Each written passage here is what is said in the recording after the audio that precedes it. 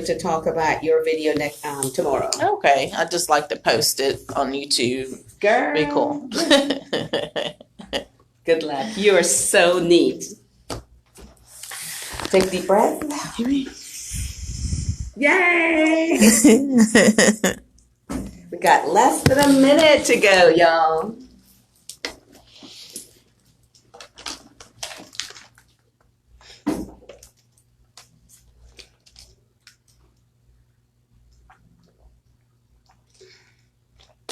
We're going to start at the turning point. That's where we start right here, Okay. chapter 12 in your book. Okay. Your book was just amazing. Thank you.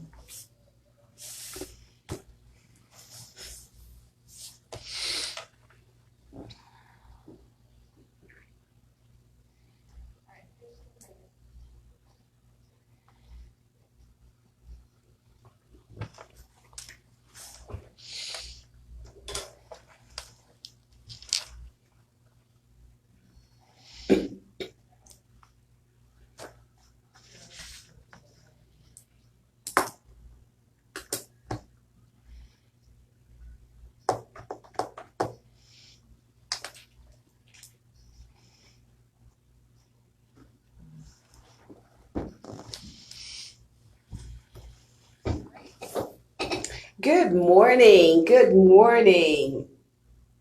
How is everyone on this Wednesday morning? It is beautiful here in Houston, Texas.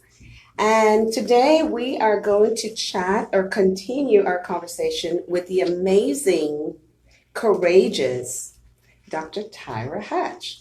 But before we do that, this past week we have had just a very tragic incident in our community. We lost one of our great leaders. Yes. And I would like to take a moment of silence for our friend, our leader, former police chief of Kemah, Chris Reed.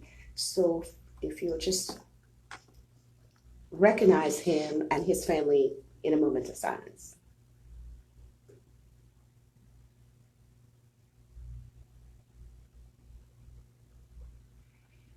Thank you. You know, I went to the memorial. It was an impromptu memorial on Saturday for Chief Reed. And it was so, you can feel the sadness at the stadium. And as I looked around and watched the behavior and you know, you can feel the hurt, the loss in how it impacted everyone in the community. And I want to say this today as we talk about uplifting and inspiring.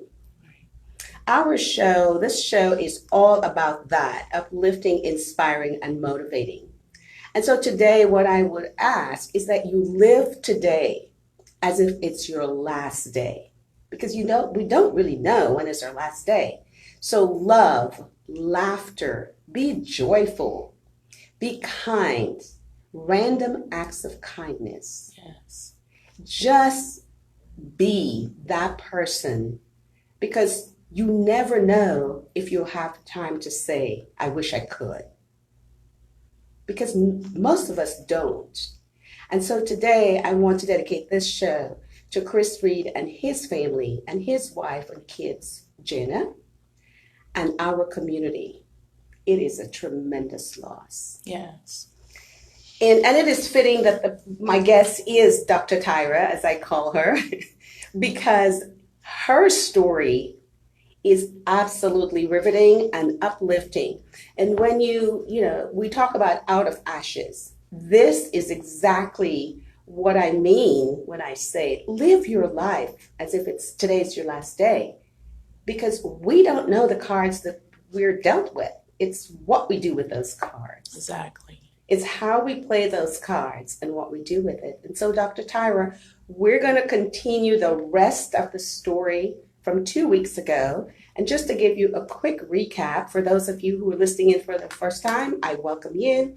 For those that have continued listening to us, this is our third show. And I would like to just recap Dr. Tyra's story.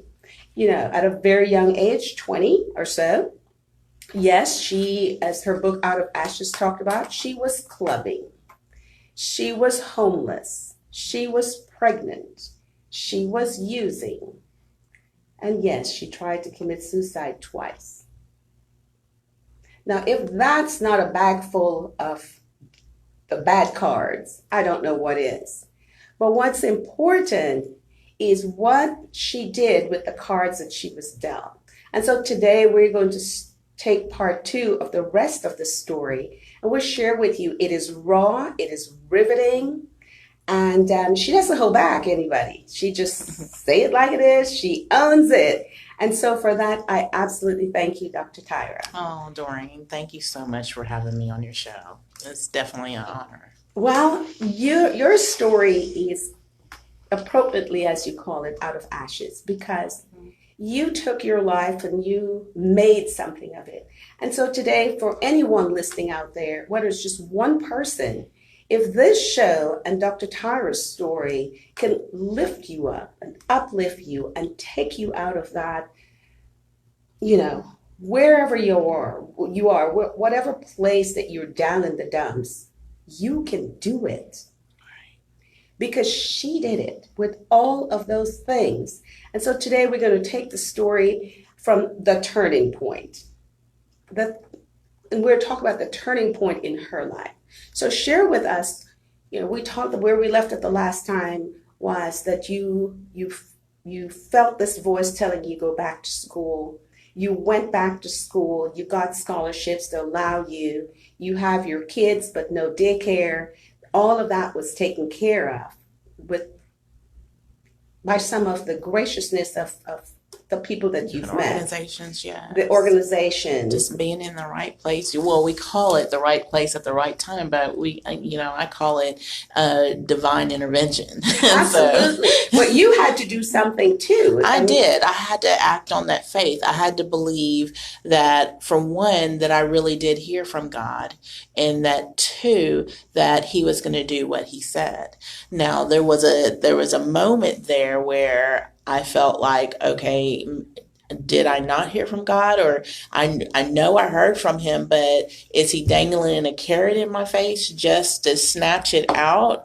And I thought that if so, that was cruel.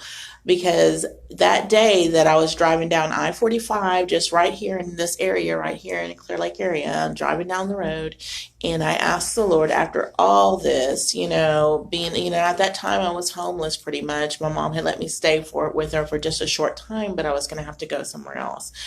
And I'm driving and I'm just praising and I'm worshiping, and I asked the Lord, what do you want me to do with your life? I was ready for a change, and I knew that I couldn't work in clubs. That was no longer me anymore, and it was no longer a desire of my heart. But I had these two little children that were depending on me to do something with my life so that they may be successful as well. Mm-hmm.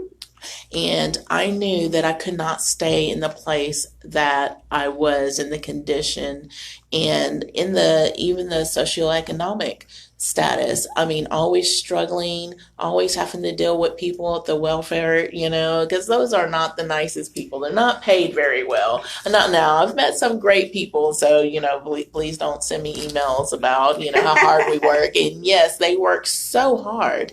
But it's not always when you're having to go beg for something, yeah. And then I was tired of that. I didn't want to have to stand in those lines. I didn't want to have to, depend on the government to feed my family and then get treated like crap because I had to do so. And so those lines, I think that they have a tremendous negative impact on how you feel about yourself. Yes. Here you have to go ask someone for food for your family. Mm-hmm. That you need. Yeah, that you need, exactly. So you are here, you have come to a place that you can't continue clubbing and dancing because you have these two little kids. Right. So you go, you get all you talk to the organizations, you get yourself in line. Now take us back as to what that preparation is. I'm going to school. I have my doubts that maybe I'm not so smart as you shared with us in the last episode. I'm not cut out for this. What kept you going? Well, there was a few times. I mean, of course, just because, the Lord told me to go to school, it wasn't peaches and roses. Right. There was times that I had to choose to be homeless with my two kids just to stay in school. I had the childcare, I had the school, and then I was still fragile from not going out and everything.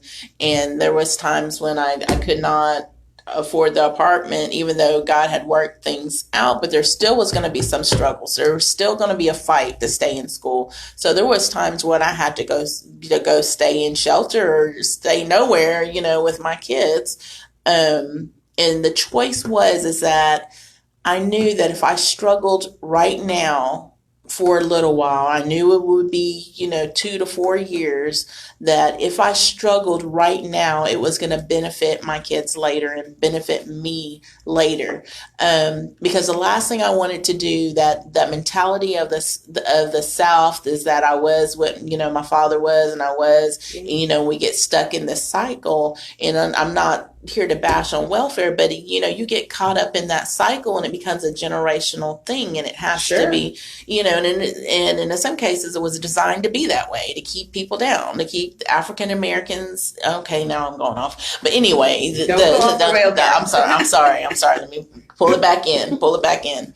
But anyway, I knew that if I did not finish this education, I would always be struggling, and I'd always have to be in a welfare line. And me and, my kids and I would always have to live in,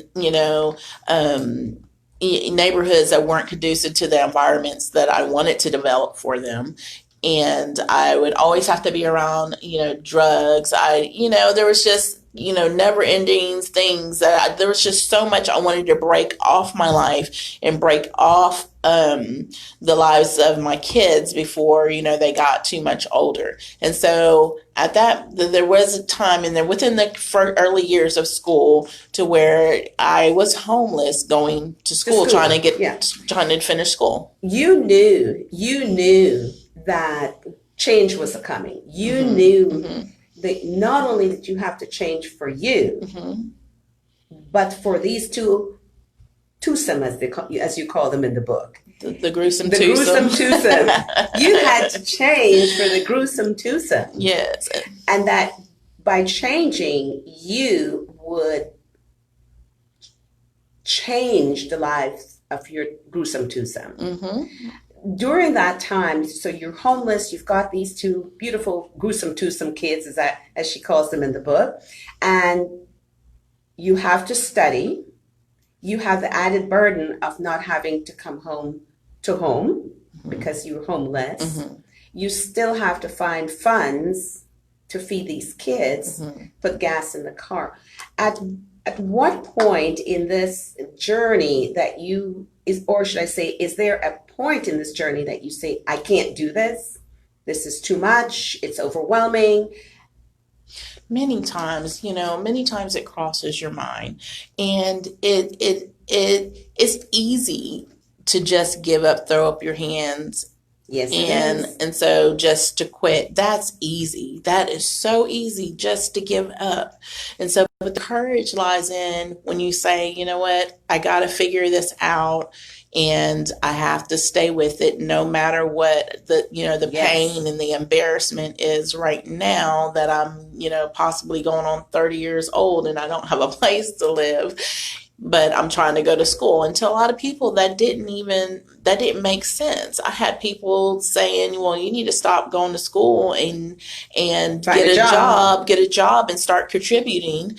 But I know that's not what God told me. He told me to go to school. So no matter what, I had to figure out a way to finish school. He always had my back. But if he would have just gave it to me and made it peaches and roses, I probably wouldn't have gone as far as I went. Because I understand that anything that's worth having and keeping is worth fighting for. So your courage and your resiliency and just the commitment, and those are words that are, may sound like a string of words, but when you look at it, and we're going to talk about this when we come back in the next session, you know, to be courageous, to know that I am struggling. I don't know if I have gas to get to Oh school. yeah. Sometimes I had to I was about to say that. Sometimes I had to walk. I walked like these two little guys. I mean, they were a handful. Oh my gosh, they got kicked out of so many daycares.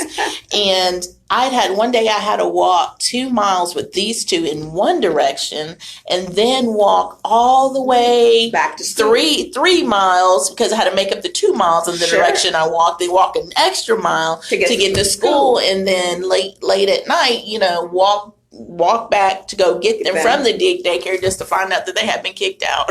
So we'll talk a little bit about that when we come back in the next session. You are listening to the Doreen Hughes Show, where it's inspiring and uplifting.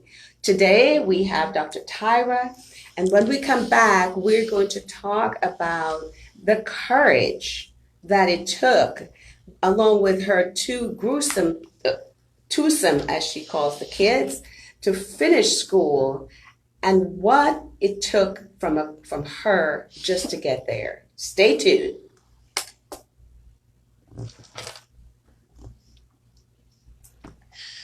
I'm glad you got that clock. See how fast it goes? Yes. I am so proud of you. Thank you. Thank you for having me. This is fun. You see, I love it. I love it. I love the fact that you reached out to me and said, when am I going to be on? So we'll talk a little bit about Teacher of the Year and so forth. Girl, we're going to give you some PR. Thank you. Thank you. I need it. And we thank you for sharing your story with us. You're I'm great. hoping to find avenues to be able to tell it. Yeah. Yeah. Because, there's more people out there that's like I was, and there's people that just give up. I run into people like that all the time, and I encourage them. I've always been one to encourage the people that work under me to move forward. And I'm seeing a lot of young people finish school, and I like to think that I help push them. Absolutely.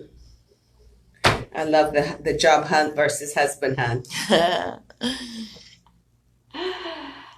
Yes, our lives, I say taking someone up the elevator with you, and you're going to hear me say that all the time because it's so vivid in me. Mm-hmm.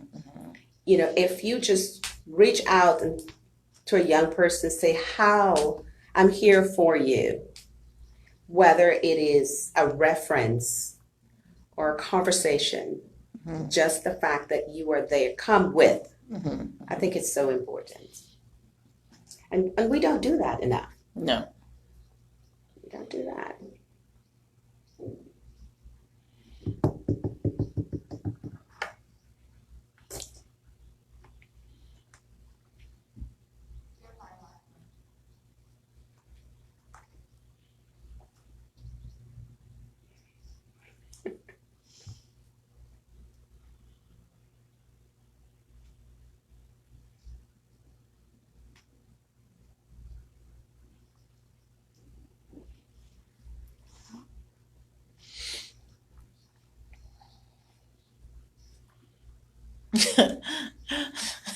I hear you. I saw you were into bikes. You like to ride. Yes. Harley. Yes. Is that what you do for fun? I do. That's what I do for fun with my husband.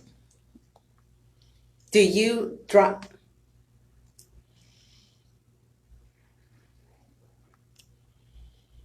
Well, we're back with Dr. Tyra this morning on the Doreen Hughes Show. We just want to continue the conversation that we've been having with her.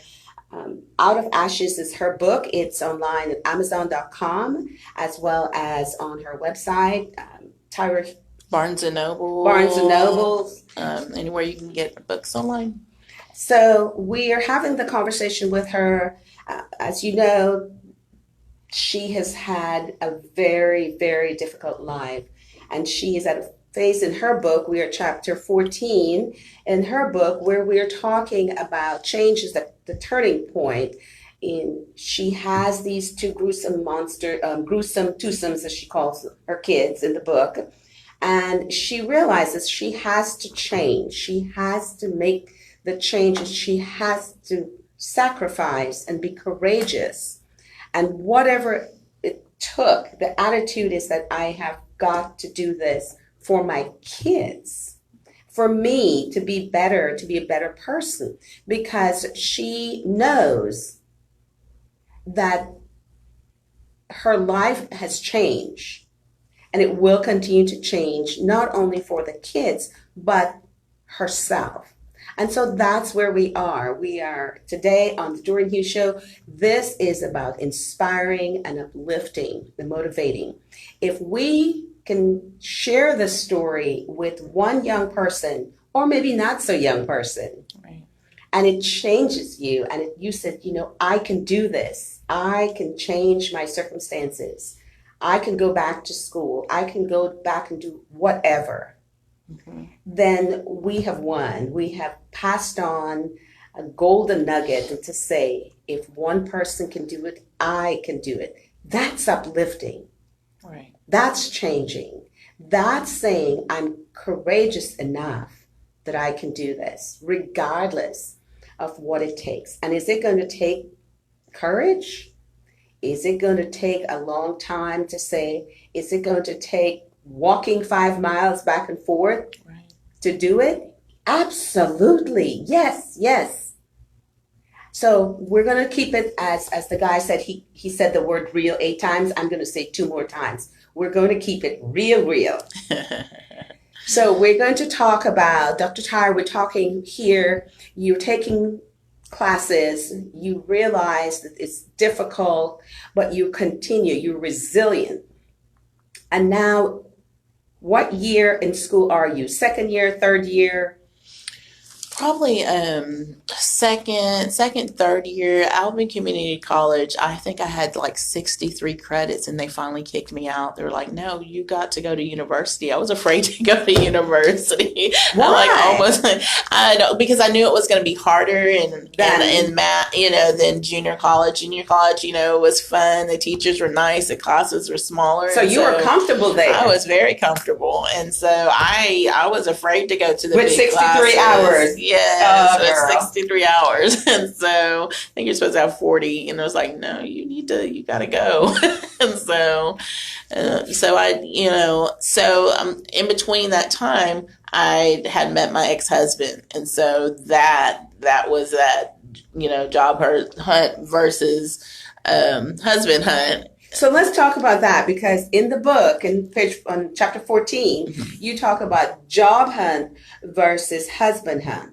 So you have 63 hours at Alvin Community College, give them a shout out, but they told you got to go on to university. Yes. You have too many hours, 23 to be exact, more than you need. Mm-hmm.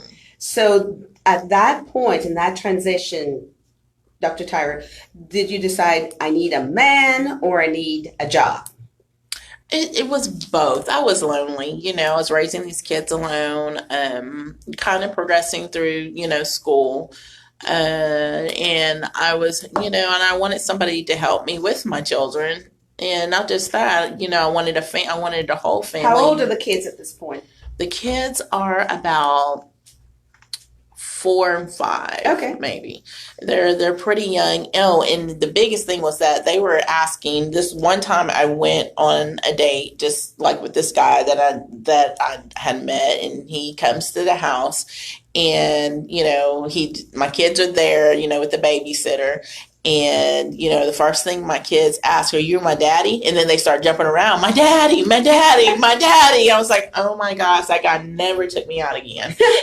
So I didn't. So after that, I did not try to date. And I did not, and if I did see someone, I never brought them around my kids. But it showed you the kids wanted a father. They do, because that's what's instilled in them. That's the way the family unit is supposed to be. Mm-hmm. And so, and the kids recognize that even at a young age, without anybody having to tell them that they didn't have a daddy. That they didn't have a daddy. And so, and they wanted a daddy. And so I wanted to help them out.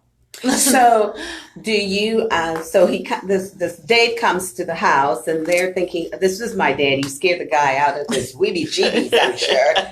I don't want a daddy right now. I just want a date. Right? And so, you can get rid of the weed out the bad ones real quick. I bet My you did. kids, they did that. I got to try that sometime. Get some kids in my house. Let's see where their heart really is. And you know my daddy. Will you be my dad? So after that, how long after did you date? How long after that incident with the kids, are you my daddy, did you go out on a date? And I know you said you didn't bring them to the house. So that incident had happened they were 2 and 3 at the time when that incident happened. So I waited a couple of more years, and then I tried it again. But I still did not bring kids around my house until I found someone that I really liked, and even I tried to hide from my kids, but my daughter, who was used to crawling in the bed with me, in the mornings, crawled into bed with me, and there happened to be a friend there. Yes, yes. There's another human being in there. Yes, and so she pulled it. She pulled it. I mean, my kids were truly birth control for some people, and and so they pulled it. And the thing about my kids, I call them the gruesome twos because it was a handful, and I was a young mom, and eventually once I gave myself over learning to parenting, going to support single parent support groups, reading parenting books and everything, I stopped calling them the gruesome twosome, and I started calling them the dynamic duo. Oh, nice, nice. And so when my ex-husband came along, and my daughter caught him there in the morning, the first thing she asked him, are you my daddy? Birth control again. Yes. But he said, I might be. He did. He did. He said, I might be. And so, what was her reaction? Well, she was excited. And so she was really excited. And with all the issues I had with him, she adored him, and that's just the heart of a child. They open it up to anyone, and then if you abuse that, that can really damage a child. And she just adored him, and when I would get angry at him and put him out, she'd come back to me, Mom, can you call him? Can you call him? She missed it. She did. She missed him. And then he would use that even with her to get back into the house a lot of times. So he ended up using that as leverage. Oh, yeah. He would tell her, oh, I love you, but your mom won't let me back in. Your mom won't let me come over to see you. And, just real manipulative. And so, her, a lot of times when I knew the best thing was to let that go. How old is she now? Let's see. What's her name?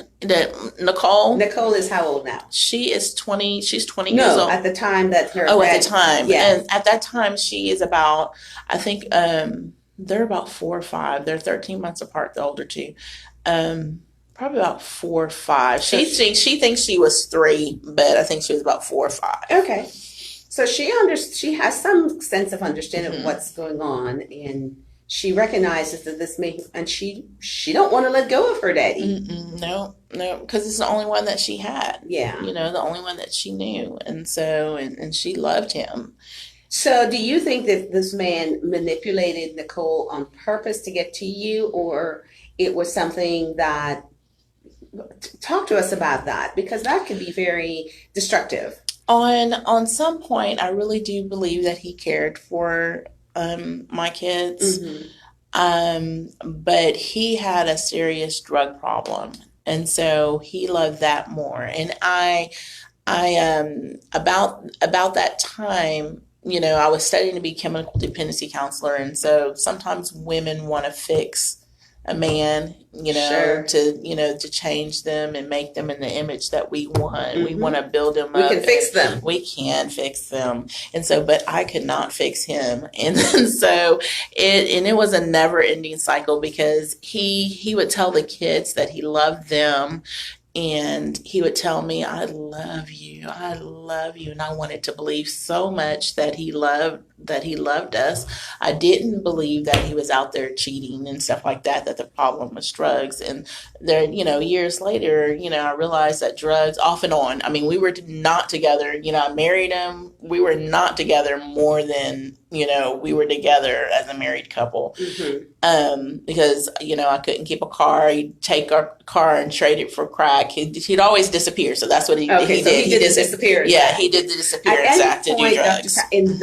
During that relationship, did you relapse or did you go back and join him in using? What was it? Someone telling you, "I love you." I know that's big. That's huge. This is what ended up happening. There was there was a short relapse when I met him, and I realized that now I want a family. I'm short. And so, but because of him, which I do appreciate and I always thank him for, he gave me such a hate for drugs. He gave me that to where I knew that I could not be a chemical dependency counselor because I cannot stand the idea of, an adult throwing away everything for drugs. So now you're looking at it from a different set of lenses. I hated it. And that drugs to me was another woman. That was the other woman. And that's what he cheated with me on. That's who he was willing to throw away everything that we could have had that was good, whether it was children, because I ended up having, 2 children with him, so that was 4 children. And so just the drugs. You saw yourself in him. Did you see a little bit of you in him in that behavior of disappearing, not being able to own anything because you're selling it for? Did you see any of you in him? What I did see was that, no, I want to have something, don't you? I mean, don't you want to have something to keep? Yeah. I'm in the hospital having this man's babies, and he's selling our DVR, and stuff to where we couldn't even have the simple things that people were supposed to have. I get a little money, to make something nice for the place we live, and he was selling it. And so, no, I didn't see myself in him. What I couldn't understand is why wouldn't he give it up for us to have this family? So, because I did. This beautiful family, yeah. Yes. To me, that was the most important thing, them becoming happy and healthy. Why couldn't he do that for us? And I think that was the biggest question that stayed with me throughout the years. If you really love me, because this is what you're saying. Right. Because he was a very nice, this is not a person that looked like the crackhead standing on the street, waiting to go get their next fix. This was a very handsome man. Very handsome. And so when he looked me in the eye. Looking good. Yes, very good. And so when he looked me in the eye and said, "I loved you," I wanted to believe him. And when he told the kids, "I love you," I wanted to believe it. It touched my heart. And I knew that I had changed. Mm-hmm. And so I was like, why can't you change? I don't get it. Why can't you give it all up, if I did? What's really interesting, because today I talk about change.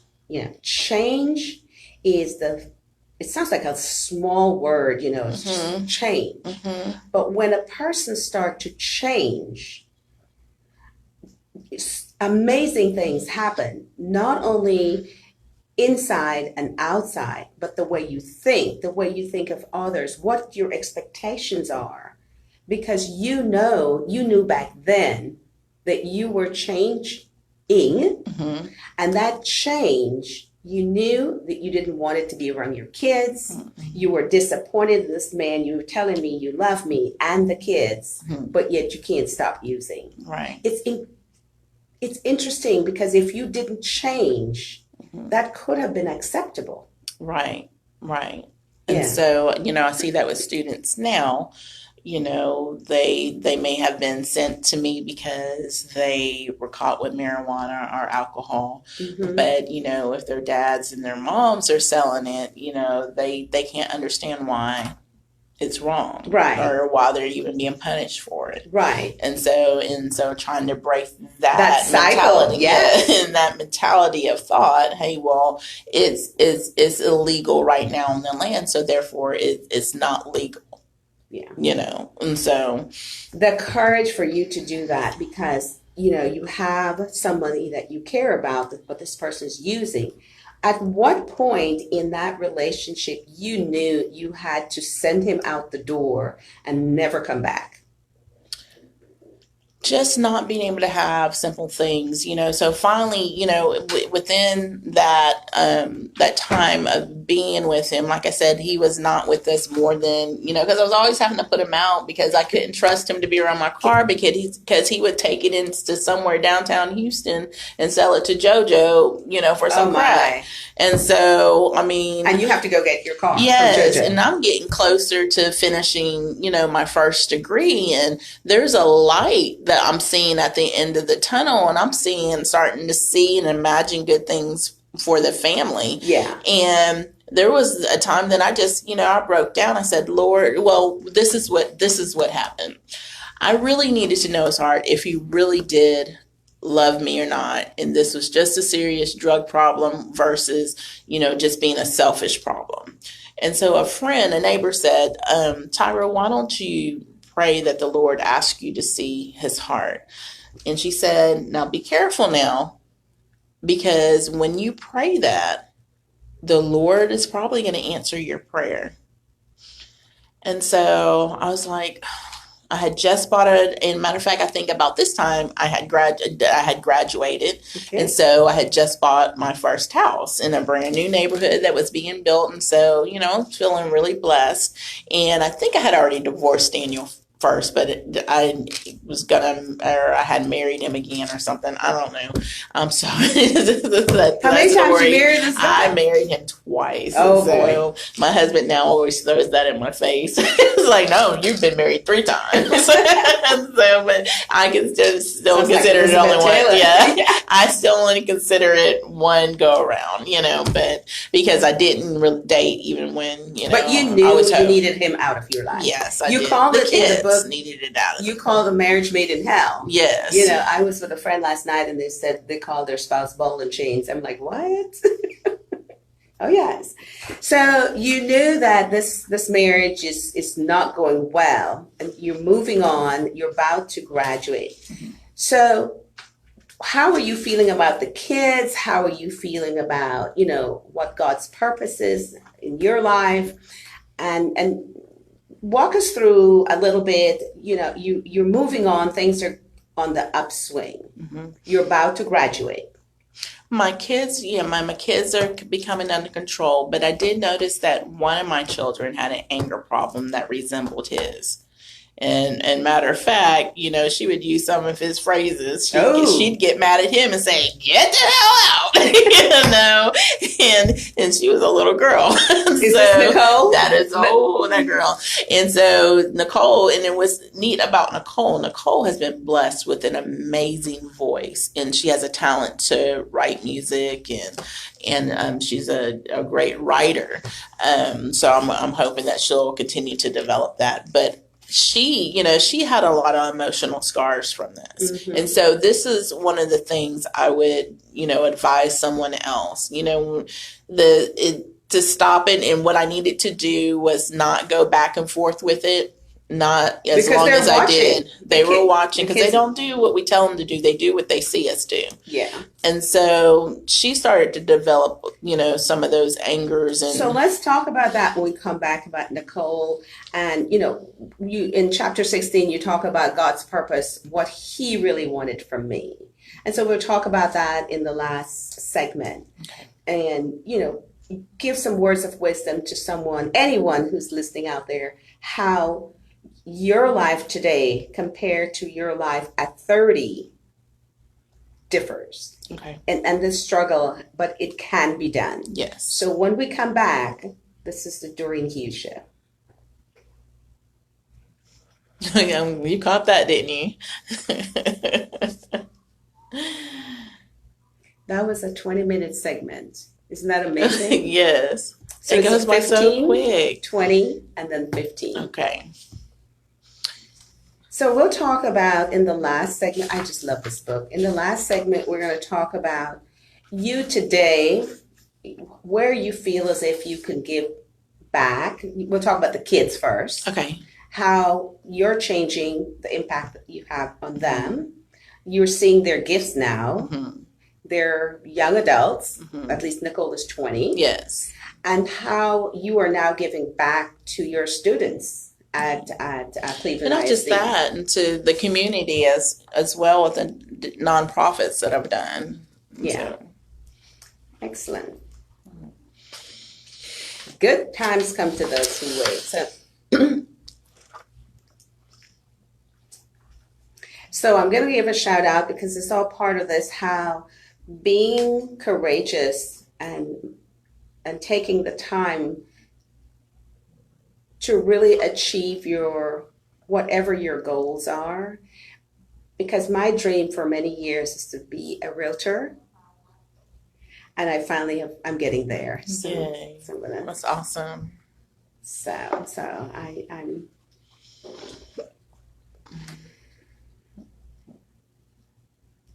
and we're going to be, so let me get this, make sure I get this in for Bank of America. I'd like to talk about the teachers conference I have in July on July 27th. Okay. 27th? Mm-hmm. What 27th? July. This July 27th.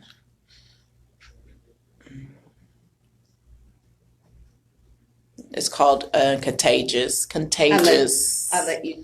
Thank you.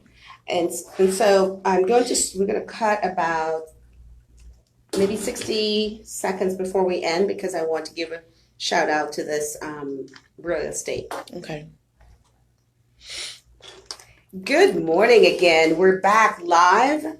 We are from the ACU of Texas Associated Credit Union Studios. This is the Doreen Hughes Show. We have Dr. Tyra Hodge with us, and this is part 2, the rest of her story. And we've been talking about her life. Her life, she owns it. She's very out there. This woman has owned this stuff. She just keeps it real. There we go. Real. Keeping it real. And her book is Out of Ashes. And, she talks about her life. But the important message in this story is that we can change. Yes. But we have to want to change. Yes. We have to want it. And you got to do the work. And we have to put in the work, as she just whispered. We have to put in the work. Nobody's going to give you anything for free. No. There is a price to pay. There is a price to pay in the decisions we make, including me. There's a price to pay on what we do, how we do it, and when we do it. But we have to put in the work. There is no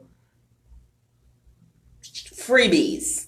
Right. We have to do the heavy lifting. Right. So when we're talking now about where she is in this journey, in that she has graduated from University of College of Biblical Studies. Okay, with her degree in education. So now she is a PhD, and she's doctor.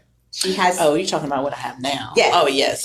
Concordia University, Chicago. That's where I got my PhD. So now she's a PhD. She's got the DR in front of her name, and she has these 4 kids.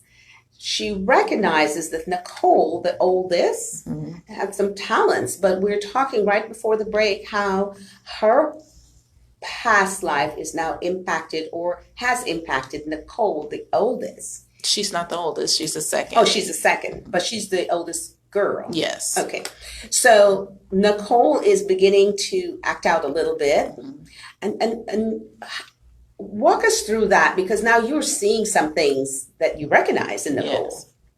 Yes, I am seeing that even though she's not biologically his child, that she's still just like him as far as with the lashing out of anger, some of the bullying, and she is very sweet. So I want to, discount that. I'm sorry, baby. And I'm sorry I said your real name, but she is really sweet. But I see these things and I realize that, you know what?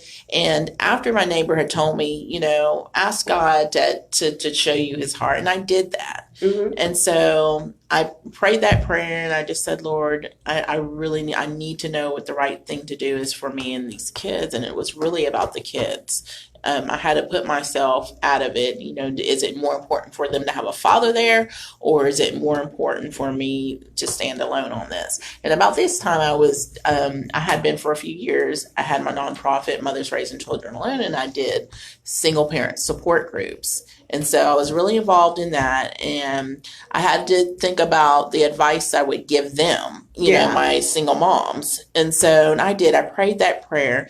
Within 40 minutes, there was a blow up with him, and he left the house. And I knew that that was the Lord. I knew it was God showing me what was in his heart. And so at that moment, I cut it off. I repented for continuing to not trust God. Sometimes we're in sin because we just won't trust that God is going to take care of it. And so I repented and I said, I'm not going to go back. And at that moment, I threw myself more into my kids. I was still going to school. I had already finished my bachelor's. Now I was working on my master's degree in education from Concordia, Austin.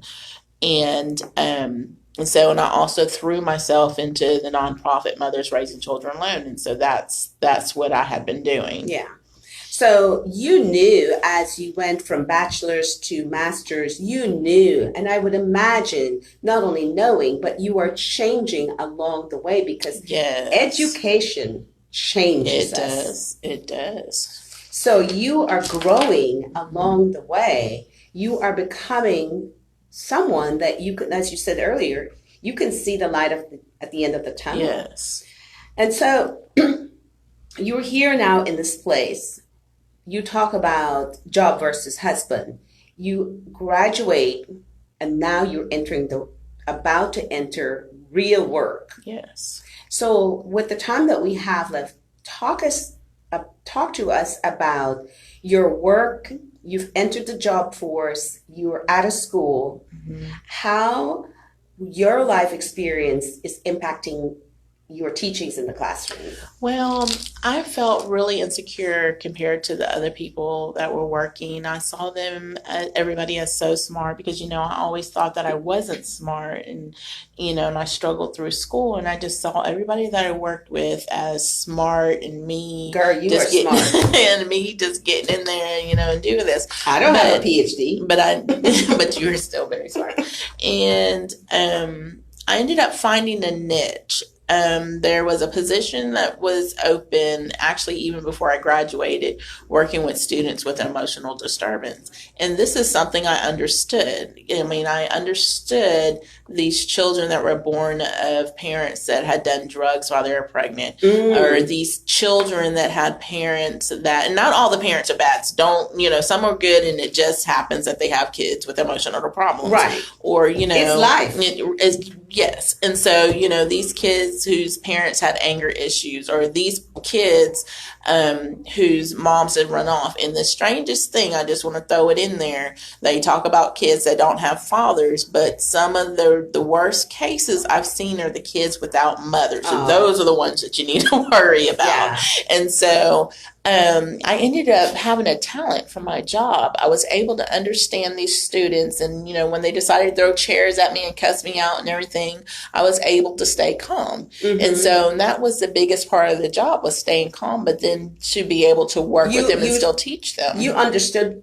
I understood where they're coming from. I understood the parents, and I was able to get along with the parents and not judge them so much, but yet push some of those parents into, some to of them, do better. Yes, some of them would be a part of my single parent support groups. Mm-hmm. I'd watch them change, go to college, and and so throughout the years, I've seen some amazing things. And so not only would I have these classrooms, but I also tried to build a support in a family within these units. But as I tried to push those kids to find the greatness within them, because those strong little kids means that there's a leader somewhere in there, and so we just have to point it into the right direction and let them discover where they can be successful. Well, we don't have to be our circumstances. We can change with our circumstances. And so what I'm hearing you say is that you were able to understand, because you've been there and in some cases done that, Right. You knew, or you can identify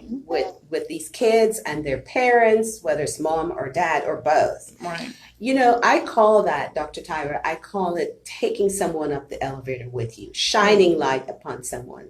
Because regardless of where we come from, again, it's what we do with our time here on earth. Right. And here you started off bad from a very, very a position of a bad decision or decisions. You were dealt with some bad cards, but you knew the change had to be made. It was a coming. Yes. And you made those adjustments. And here you are giving back to what could have very well been a young Tyra. Yes. Yes. In your classroom. Absolutely. And you recognize that. So what are some of the issues today when and you're in school and you're teaching, that when you tell a young student it will get better, how do you make that connection? Well, they have to learn, kids that have been given bad cards of no choice of their own, they have to learn to find these little successes. So we find these things that they can be successful at, and I kind of exploit that. So, kids decent at reading, well, that's something good they can do. Of course. And so we exploit that, and we in a good way. Yes, in a very good way, to see where that reading can go, where it can go, and where their successes are. And for years, I was successful with these students that refused to take tests or would not pass tests, to where some years I had 100% pass rate with these students. Wonderful. And so, it was a lot of work. I wasn't easy on them. I was harder on them because I had to pull out the very best of them. Yes, that I knew was there. Yeah. And so that they weren't their circumstances, but they had to make life, they can make life happen. Yeah, they're not what happened to them. Yes. Life can change. So with the time that we have left, what would you tell a young mom or a young person who have some babies or a baby and maybe is on that path? What would you tell them today? There's a will and there's a way, and don't stop asking questions. If somebody doesn't know the answer, you search out who they think might have the answer, and you keep asking until you find a way to do it. Everything is a risk, and everything you have to, if it's worth having, then it's worth doing what you have to do to get it, as long as it's legal and, putting in the hard work. Yes. And so don't give up. Your message would be don't give up. Don't give up. Stay in position, as I like to say, and just keep on, because you will see the light at the tunnel. Right. I listen to your story, and as I get to know you, you are just my new hero. Oh, you're so sweet. Because life was tough. So tell us, so we're going to keep the best for last, because last week, Dr. Tyra sent out a notice that I picked up in a post on Facebook that she was named Teacher of the Year. Yes. I'm so proud of you. Thank you. Tell us that was a little very bit about exciting. I was given a couple of us was given an application, and so you don't get to just choose to do this. You're picked to, and then there's a committee that you're selected. Picks and selects you. And so I thought that was really neat, and, because special ed teachers don't often get credit. And so when you're picked out of a lineup among, general ed your teachers, peers, yes. And so that was a blessing. Well, we congratulate you. I am proud of you, because that is a major milestone. Tell us about the Teachers Conference coming up on July 27th. I am so excited about this. On July 27th, in Pasadena, Texas, it's called the Contagious Christian Educators Conference. So that's in any field of education: janitorial, teacher, para, principal, college teacher, private school, homeschool. We're going to come together and do a little worship, and we're going to come together and also have some teaching strategies, but it's for Christians, educators, to come together and in one mind and pray for a year to get fired up. Nice. and to learn some strategies and learn laws that surround being Christian educators. Well, I think that you are heading the right direction. I love what you're doing for the community. I love your message of hope and change, and courage, and commitment and dedication.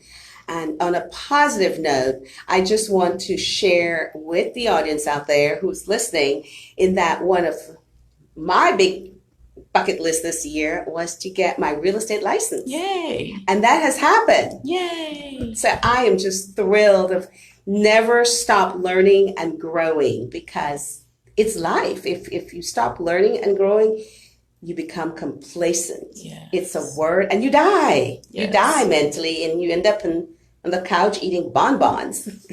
So I've gotten my I'm waiting for Texas Real Estate Commission to issue the license, but I'm done with my coursework. And so as part of my learning curve, I am going out this Saturday I will be along with Deborah Bly from Remax the Bly team. Oh, wow. We will be at Bank of America. That's Bank of America at 1211 Gemini here in Houston. And so if you're out and about, I hope that you come and meet me. We'll be there from 10 to 1. And we'll just be talking, getting to know the community, talking a little bit about real estate. I won't be talking real estate. Deborah will be, since I'm not licensed. So Dr. Tyra, I just wanted to say thank you for your message of hope and courage and grace. And you will always be someone that has impacted my life. Thank you. And I'm available to speak. Yes. TyraHodge.com. TyraHodge.com. TyraHodge.com. We thank you to all of our listeners, and we hope that this has made an impact on you. Go out and be your best. Wow. That's a wrap. That's a wrap, girl. Let me get a couple of pictures. Thank you, y'all. Say hi to Doreen. Hi. We hope you like it. Give us some shout outs. Give us some shout out. Share it, please. Share, please like, share. comment. Sharing is caring. Yay.